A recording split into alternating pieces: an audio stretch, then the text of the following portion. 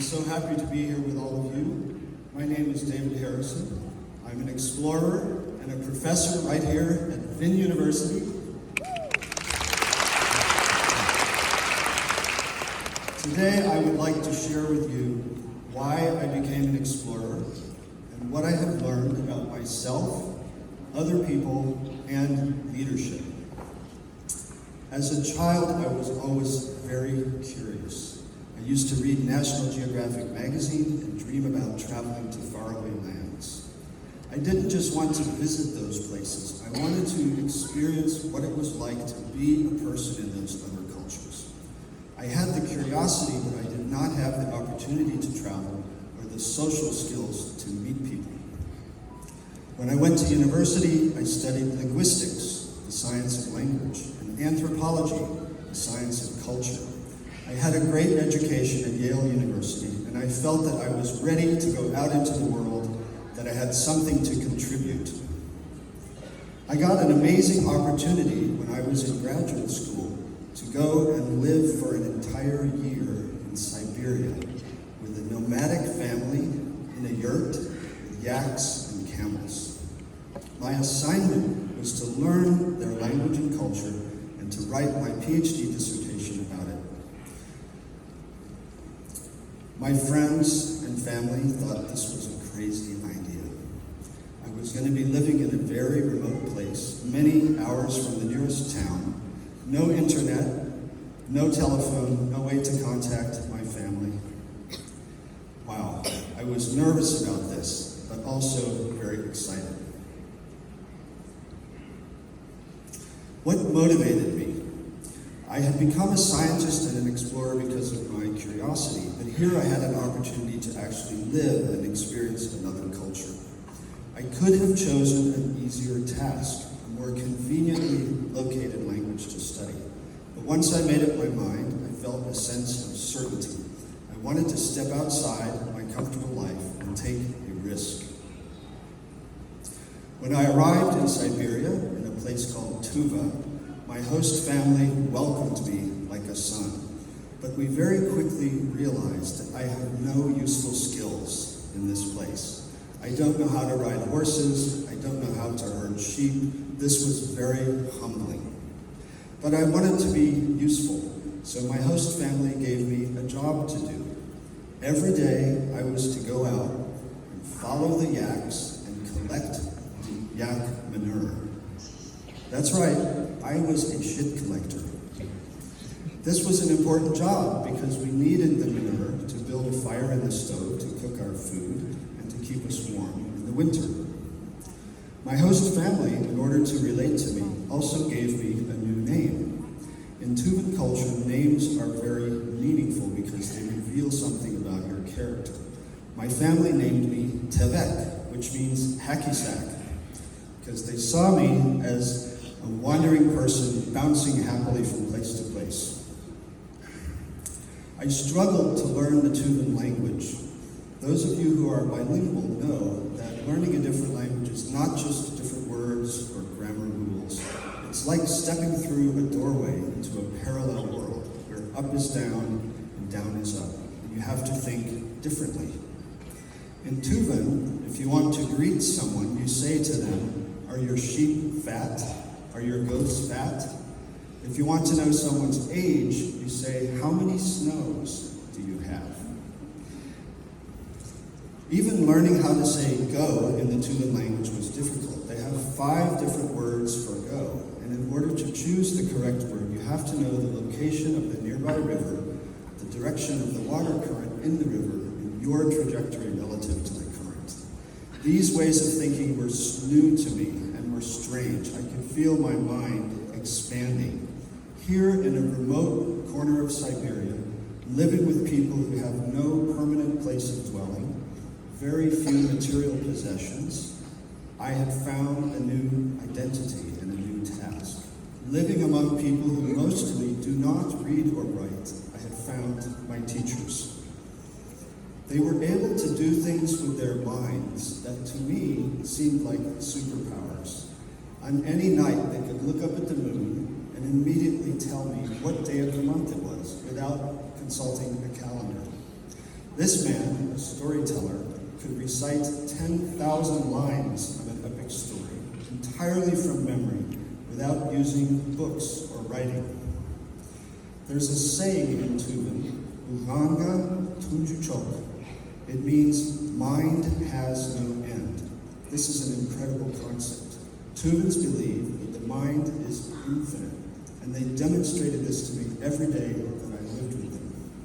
In Tuvan society, people who have skills that are useful to the entire community rise into positions of leadership. Storytelling is one of those skills because it helps build a sense of purpose in community. Also, another skill they showed me was how to listen to nature. Whether it's the chirp of a single cricket or the mighty roar of a snow avalanche, in this society, people who know how to listen to nature become the wayfinders, the shamans, the leaders. The survival of the entire community depends on their knowledge. What I've learned from visiting more than 100 countries and many cultures is that the obvious differences, how people look different, how they dress different foods they eat, are superficial, not interesting. I explore the invisible differences, how people believe, think, perceive the world differently. These differences are profound, and if we can be humble enough, we can use them to expand our mind. Many years after my Siberian sojourn, I got a second life-changing opportunity.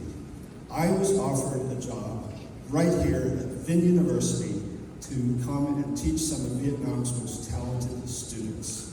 This was also a risk. I had to leave my comfortable life and career and relocate with my family to Hanoi. I am very inspired by Vietnamese culture. There's a saying in Vietnamese, which you all know, "Chân học đá, hảo học văn." This means, thank you, learn the customs first, and then the knowledge. This is exactly what I do as an explorer. I learn the customs, and that opens the door to the knowledge. Vietnam is an incredibly diverse country, not only in terms of plants, animals, landscapes, but with 54 ethnic groups and 111 languages. I still feel the excitement of learning to view the world differently through a different language and culture. And my mission as an educator here at VinUniversity is to provide that same experience for my students so they can expand their minds. We were very fortunate to meet the Ban Ar people, an ethnic minority in the Central Highlands of Vietnam.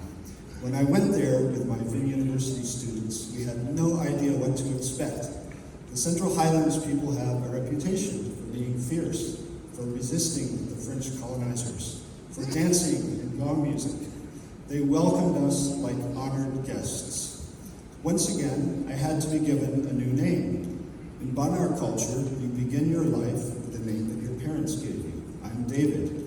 But as soon as you have your first child, you give up your name and you are named after your child. So now I'm called Ba Maya, father of Maya. Every time someone calls my name, I'm reminded of my role as a parent and of my family. This is like a precious gift to me from Ban Ar culture. I was amazed to see the beautiful things that the Ban Ar people create, such as these baskets, but they require suffering. Men begin making baskets when they're as young as 10 years old. Working with bamboo is very hard. You will have cuts and blood all over your hands. Your scars show your worth to the community and win you respect. This is also a lesson in leadership. Chief Ben of the Ban Ar people explained to me how he had summoned the entire village together to build this massive rama house, using more than 20 different kinds of plants that they collected in the forest. There's no metal in it and no modern technology. They built this house with their own hands using their knowledge of the forest, and it is the iconic symbol of their culture. It's the chief's responsibility, because there's no blueprint, to remember the design and to pass it on to the next generation and to mobilize the community to build this structure. I was also astounded at the spiritual relationship that the Bonar people have with the forest. They know more than 60 different plants that can be used as medicines, and hundreds more plants that are not yet known to science. There's a saying in Bonar, Jing Togri Tito Nam. It means the feet are in the forest and the hands are in the house. They go to the forest to collect what they need, and they come back to the village and build their house. This spiritual relationship with the forest is the key to their survival and their sustainability. So once again, in a remote part of the Central Highlands of Vietnam, living among people who have little formal education and who are seen by some as culturally backwards, I have found my teachers. Living with Indigenous people has challenged me and inspired me. It has taught me a lot about leadership. In order to be a leader, you need curiosity, a quality I had as a child. You need humility, be willing to lower yourself, to collect shit if necessary. You may need a new name or a new identity so people can trust you. You may have to undergo sacrifice or suffering to sharpen your skills. And you may have to master the art of storytelling. All these are important leadership skills. A final skill that you may have is as a leader, you have to have a relationship with something larger than yourself, a spiritual relationship. In the case of the Tuvans, it's with the landscape. In the case of the Bonar people, it's with the forest. Living with Indigenous people, whether in Vietnam or Siberia, has transformed me as a person. It has made me more resilient, less attached to material possessions, and more generous. My wish for you is that each of you would have a transformative journey of exploration. Every culture has something to teach us. Every person we meet has something to teach us. All we have to do is go out, meet people, open our minds, and listen. This is why I'm an explorer, and this is what I have learned about myself, about other people, and about leadership. Thank you.